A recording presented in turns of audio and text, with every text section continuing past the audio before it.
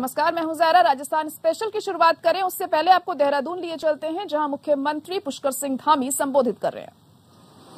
सही आदमी होगा तो सही आदमी को फंसाया नहीं जा सकता। क्यों प्रसाद साहब, सही है ना?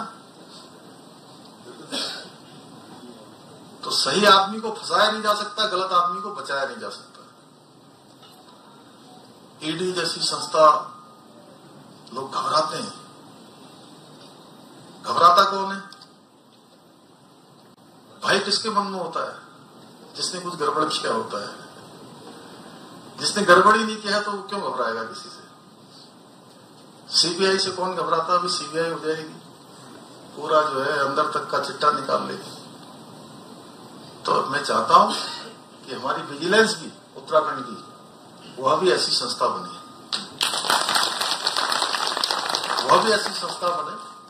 और उसके लिए जो हमारा विजिलेंस है, जैसा अभी इन्होंने अमित जी ने यहां पर कहा कि इसका पुनर्गठन होना चाहिए, मैं मानता हूं कि इसको हम बहुत सशक्त बनाएंगे और इसके लिए जो भी इसके पुनर्गठन के लिए जरूरी होगा, इसके ढांचे को बढ़ाया जाएगा, इसकी अन्य सुविधाओं को बनाया जाएगा। मैडम, इसको नोट कर लीजिए, क्योंकि हमारी ही सरकार ने पिछले दिनों पुलिस के अंदर जो बहुत सारे काम होते थे, उन कामों के लिए पुलिस को कहीं किसी से गाड़ी मांगनी पड़ती थी, कहीं किसी से साधन मांगने पड़ते थे, तो उसके लिए एक फंड की व्यवस्था करी गई थी, जो एक बहुत अच्छा काम था, स्वागत योग्य कदम था। उसी प्रकार से विजिलेंस में भी एक फंड की व्यवस्था, रिवॉल्विंग फंड 2 करोड़ रुपए की धनराशि उसके लिए जो है बनाया जाएगा। और साथ ही साथ जो विजिलेंस के अंदर काम करने वाले अच्छे अधिकारी हैं हमारे, जो मेहनत से काम करते हैं, परिश्रम से काम करते हैं, ईमानदारी से काम करते हैं, पूर्ण मनोयोग के साथ जो काम करते हैं, उनको प्रोत्साहन की एक धनराशि की भी दी जाएगी। वो प्रोत्साहन की धनराशि केवल राशि नहीं होगी, वो राशि इसलिए होगी कि वो आगे और अच्छा काम करें, उनको देखकर और लोग अच्छे प्रेरित हों। उसके लिए यह भी व्यवस्था हम लोगों की तरफ से, यहां से सरकार की तरफ से किया जाएगा, उनका प्रोत्साहन किया जाएगा।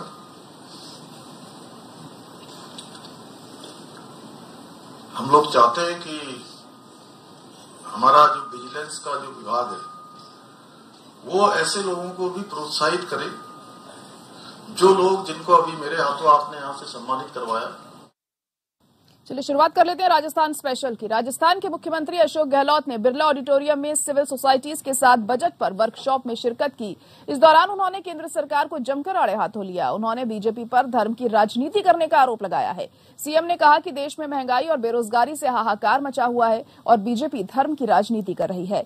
सीएम गहलोत ने आगे कहा कि मैं प्रधानमंत्री से मिलूंगा तो कहूंगा कि प्रधानमंत्री जी, आप सिविल सोसाइटीज से प्यार करना सीखो, आपको आनंद की अनुभूति होगी, ये आपको सच्चाई बताएंगे। आप भाषणों में इतनी बातें करते हैं, आज पूरी दुनिया देख रही है कि हिंदुस्तान में एक धर्म की राजनीति हो रही है, ये खुलेआम होने लगा है और इसीलिए मैं चिंतित हूं और लाखों लोग चिंतित हैं।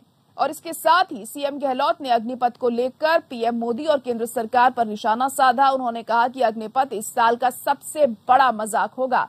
4 साल की नौकरी और उसके बाद घर बैठ जाओ। जवानों को 22 साल में ही रिटायर कर दिया जाएगा और अब 2 साल बढ़ाकर 24 साल कर दिया है। मुख्यमंत्री गहलोत ने कहा कि संसद में आजकल बहस नहीं होती, किसी को बोलने नहीं दिया जा रहा है। नौजवानों को धमकी अलग दे दी जा रही है कि विरोध प्रदर्शन किया और पुलिस केस हो गया तो अग्निवीर में नौकरी नहीं देंगे। सीएम ने आगे कहा कि कब तक आप धर्म के नाम पर राजनीति करेंगे? लोगों के पेट में अनाज जाएगा तब भूख मिटेगी। एक दिन तो असली मुद्दों पर लौटना पड़ेगा। देश में महंगाई और बेरोजगारी से हाहाकार मचा हुआ है। सोशल सिक्योरिटी हमारा बहुत बड़ा एजेंडा है। उसी ढंग से ऐसे जो हमारे ओबीसी के लोग हों, एससी के हों, एसटी के हों या ईडब्ल्यूएस के हो, कोई भी हो, उनके लिए जो करते थे वो कम है। महंगाई के जमाने के अंदर, बेरोजगारी के जमाने के अंदर आज जो मीटिंग रखी इन्होंने, मैं समझता हूँ कि ये एक प्रकार से विचारों का आदान प्रदान भी है और हम लोग समाज के लिए क्या कर सकते हैं उसमें फीडबैक लेने के लिए भी एक अवसर हमें मिलता है। मुझे खुशी है यहाँ मैं आया और सबसे मैं मिल सका। वहीं कच्चा परकोटा नियमन संघर्ष समिति ने राज्य सरकार द्वारा कच्चा परकोटा में रहने वाले लोगों के नियमन आदेश जारी करने पर पर्यटन मंत्री विश्वेंद्र सिंह का भरतपुर में नागरिक अभिनंदन किया। इस दौरान मंत्री विश्वेंद्र सिंह को चांदी का मुकुट, साफा, फूलमाला पहनाकर लोगों ने गर्मजोशी से उनका स्वागत किया। अभिनंदन समारोह को संबोधित करते हुए विश्वेंद्र सिंह ने अफसरों पर भड़ास निकालते हुए कहा कि लोग बड़ी उम्मीद से समस्या लेकर आते हैं, लेकिन अधिकारी उनके कामों को नहीं करते, जिससे उन्हें निराशा होती है। उन्होंने अधिकारियों को आगाह किया कि अगर वे इसी तरह से काम करते रहेंगे तो उन्हें कभी भी झटका लग सकता है। उन्होंने नगर निगम के आयुक्त कमल राम मीणा पर भी गुस्सा जाहिर करते हुए कहा कि वे उनके द्वारा भेजे गए पत्रों पर भी गौर नहीं करते, बल्कि पीड़ित के सामने ही उनके पत्रों को फेंक देते हैं। विश्वेंद्र सिंह ने कहा कि मुख्यमंत्री अशोक गहलोत और सभी मंत्रियों का उद्देश्य एक ही है कि गरीब और आम जनता की समस्याओं का समाधान हो, लेकिन अधिकारी गरीब जनता की सुनवाई नहीं कर रहे हैं। उन्होंने कहा कि कुम्हेर विधानसभा क्षेत्र में मुख्यमंत्री ने सड़क घोषित कर दी, लेकिन अधिकारियों ने कई महीने गुजर जाने के बाद भी अभी तक सर्वे तक नहीं कराया, जो अधिकारियों की उदासीनता को दर्शाता है। इस दौरान कार्यक्रम में पूर्व सांसद पंडित रामकिशन, संघर्ष समिति के संयोजक इंद्रजीत भारद्वाज सहित पार्षदों और सरपंचों ने भी अपने विचार व्यक्त किए।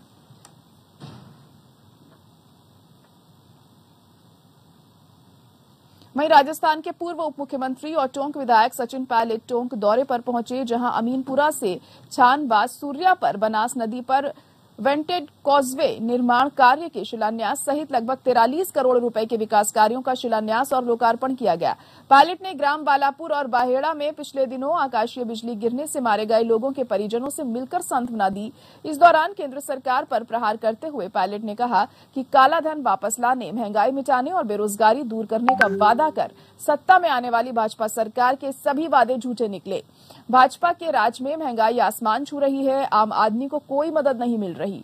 केंद्र सरकार 3 काले कृषि कानून लेकर आई, जिसे किसानों को लंबे संघर्ष के बाद सरकार को वापस करना पड़ा।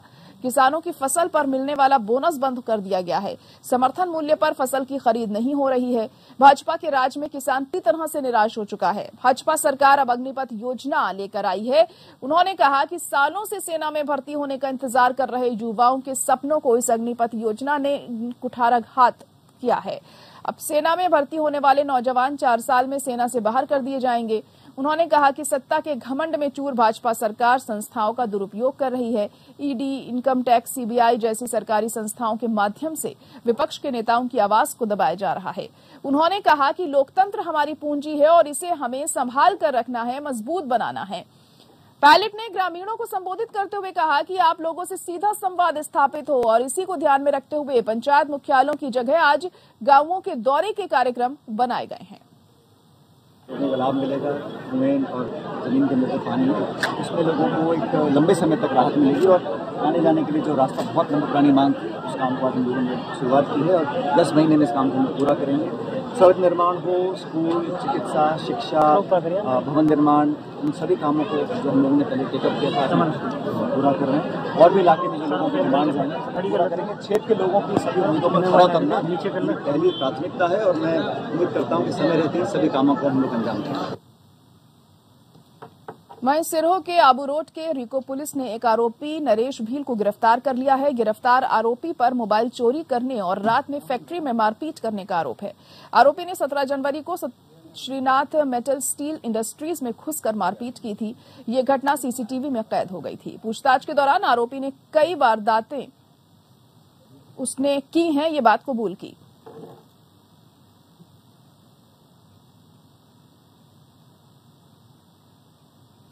राजस्थान के बाड़मेर के सिरधरी थाना इलाके में प्रेम प्रसंग में युवक और युवती ने फांसी का फंदा लगाकर खुदकुशी कर ली। सूचना मिलने पर मौके पर पहुंचे पुलिस ने केस दर्ज करके मामले की जांच शुरू कर दी है।